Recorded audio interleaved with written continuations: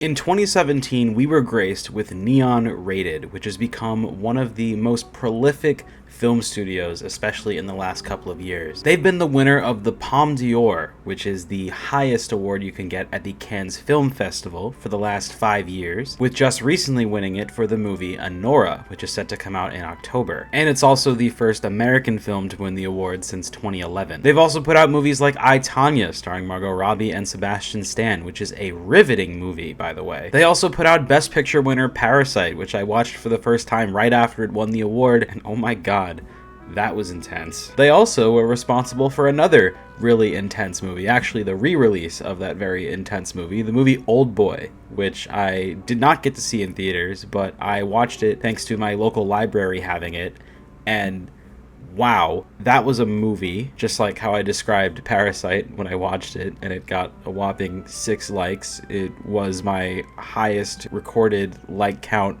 for a Letterboxd review on my page for a very long time. It was then tied up by challengers. They also distributed the movie Anatomy of a Fall, which was nominated for Best Picture this past year, and I watched and had a lot of fun with. It's a great movie. And as I was getting ready to record this video, they also announced that they acquired the distribution rights for Shelby Oaks, which is a new horror movie being made by YouTube veteran Chris Stuckman, who is the reason why I have so many damn movies in my house. Jokes aside, this is a massive achievement. Huge congrats to Chris Stuckman. Neon has officially been Stuckmanized. And they also put out the movie Immaculate a few months ago, which got a lot of buzz because it stars Sydney Sweeney. And while I didn't love that movie, I thought Sydney Sweeney in it was really great. Her performance was immaculate, for lack of a better term. But unfortunately, that movie was overshadowed by The First Omen, which was a movie that came out a few weeks after, and basically had the exact same plot. I'm not sure if that was planned, but yeah, that was a little strange, seeing 2 movies about the birth of the Antichrist from a nun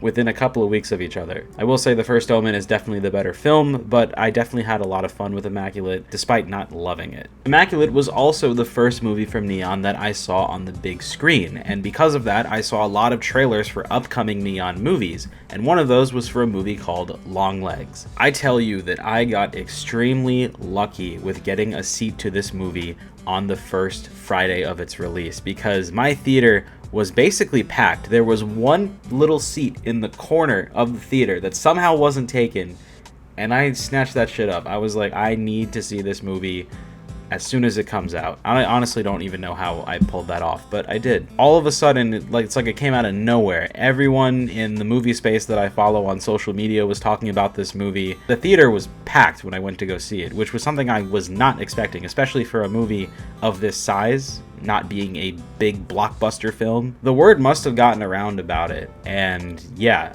like I said, got very lucky with my seat. In fact, the movie was so successful that it became Neon's highest grossing opening for a film in their entire 7-year history, with the movie making $22 million in its opening weekend, which is absolutely huge for a studio this size. In fact, the movie was so popular that my review for it on Letterboxd beat the record for my most liked review on the site at a whopping 7 likes. So huge thank you to the real ones that liked that review. Well, in case you somehow haven't heard, this movie is directed by Perkins, who has directed a couple of films that I haven't seen but I've heard are pretty solid. He directed The Black Coat's Daughter, Gretel and Hansel, as well as the upcoming movie The Monkey, which is being produced by James Wan and stars people like Elijah Wood and Tatiana Maslany. The movie stars Maika Monroe, who I'm not too familiar with, but I know she's in movies like It Follows, which is pretty high up on my watch list. It also stars Blair Underwood and Alicia Witt, and of course, Longlegs himself is played by the legendary Nicolas Cage, who I feel was definitely a big draw for a lot of people wanting to go see this movie, because he's definitely not known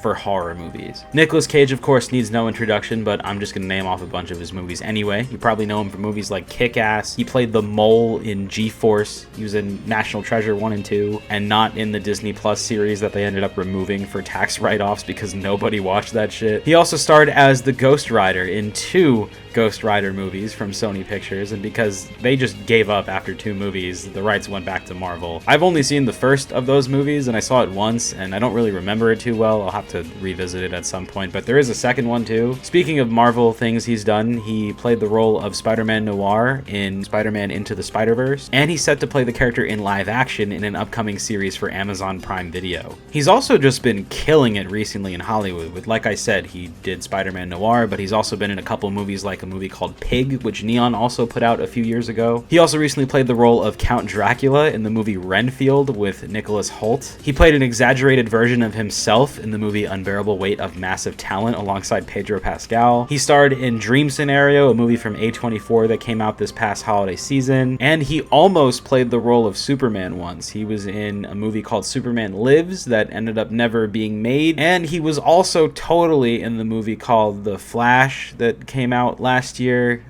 Didn't really do too well. He was totally in that movie, totally wasn't butchered CGI. Yeah, the more I think about that movie, I'm not sure if I love it as much as I did when I saw it. He also was in the Five Nights at Freddy's movie, except it wasn't the Five Nights at Freddy's movie, but it might as well have been. Actually, here, that's pretty good though. I gotta check that one out. The movie is about FBI agent Lee Harker, who is investigating a serial killer that's going on this rampage, killing a bunch of families. A lot of things that very much tie into each other, and a lot of that unfolds as the movie progresses. She becomes a target of Longlegs, and she has to figure out why this is. Maika Monroe's role as Lee Harker is very eerie and a little more off-putting than I would have expected, but I definitely feel like that adds to her character as she really stands out in the movie. As it goes on, it makes you wonder why she's like this, but by the time the movie ends, I guess you understand it a bit more. I think it's just the right amount of off-putting sense that she gives off. Alicia Witt plays Lee Harker's mother in the movie, and she's just the right amount of weird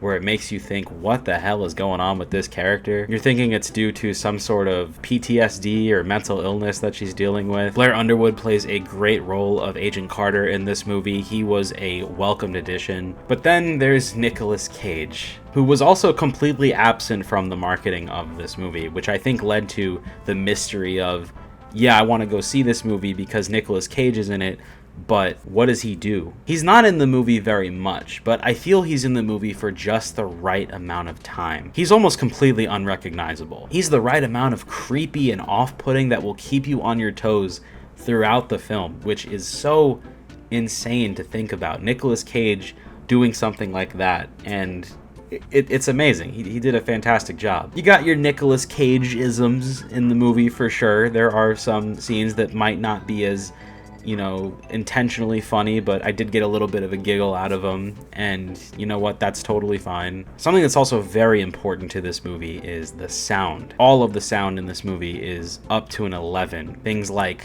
the sound of a pencil tapping a desk or the opening of a door. The soundtrack is also very minimal in this movie, and it is there, but I definitely think that having a little bit less of music in the movie and having points of silence definitely adds to the horror factor of this movie. It's definitely one that made me uncomfortable at times. I was pretty uncomfortable throughout the duration of this movie, and that's not even like saying it's a bad thing at all. I think that actually elevated my enjoyment of the film. I'm not going to get into spoiler territory with this video, but I do want to say that the twist of this movie was something I was not expecting at all. Not only that, but the ending that it leads to was also something that just blew me away, and something that I will probably be talking about for a pretty long time. If Oz Perkins can continue to make stuff like this, I think he's definitely going to be a staple in the movie industry moving forward. In fact, I ended up enjoying myself so much with this movie that I went to see it again the night after. This time though, I went with my brother and his friends, and they had a pretty good time with this movie as well. Every once in a while, I would turn my head to see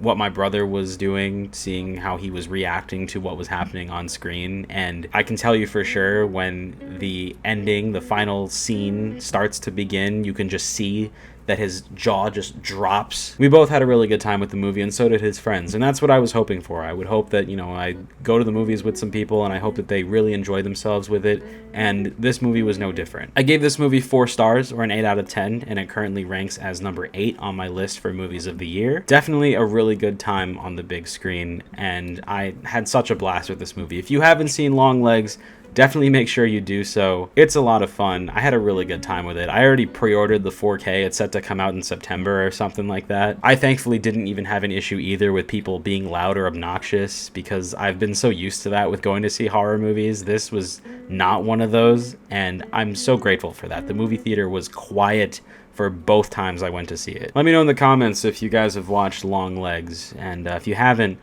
what are you waiting for? Other than the fact that it might not be playing in your area, I don't know. But if it is, definitely make sure you seek this one out. It's a movie you cannot miss on the big screen. Thank you for watching. Let me know if you want to see more videos like this. I'm trying something new, doing like a slop style thing, talking about movies. I have a couple of ideas for upcoming releases and older movies, looking back on them. And that's about it. Thank you. I'll see you soon.